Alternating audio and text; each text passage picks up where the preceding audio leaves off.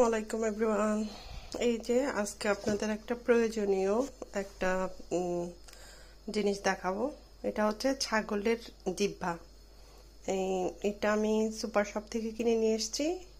সামনে কোরবানির ঈদ আসতেছে, অনেকেই জানেন না জিহ্বাটা কিভাবে পরিষ্কার করবেন। আমি আজকে তা দেখাবো। এই যে জিহ্বাগুলো আমি ফ্রোজেন ছিল, এটা ভিজিয়ে এই যে বেসিনের মধ্যে এভাবে রেখে দিয়েছি।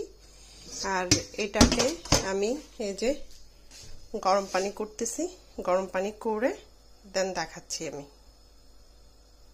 এখন পানিটা এইভাবে বলক তুলে নিতে হবে পানিতে। তারপর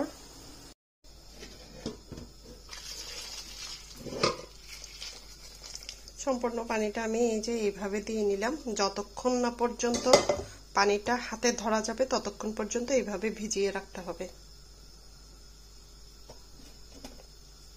এই যে আমি ছাগলের জিহ্বাগুলা জাস্ট গরম পানিতে ভিজিয়ে রেখেছিলাম, দেখাইছিলাম তখন।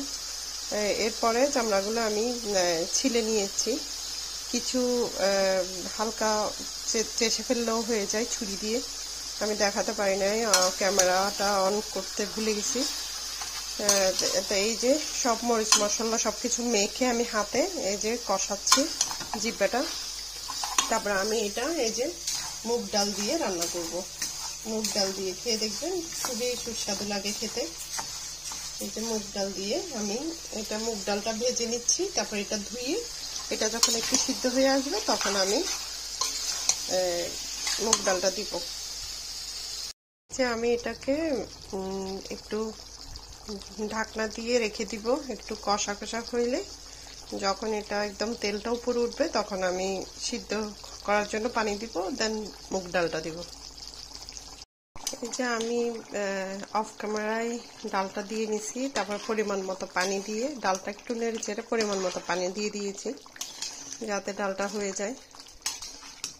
সিদ্ধ হয়ে গেলে একটু ঝোল ঝোল রাখবো। আমি ডালটা একটু পরিমাণে বেশি দিয়েছি, যাতে আমরা একটু ডালটা বেশি পছন্দ করি, যাতে ডালটা রুটি বা ভাত সবকিছু দিয়ে খাওয়া যায়। যে এইভাবে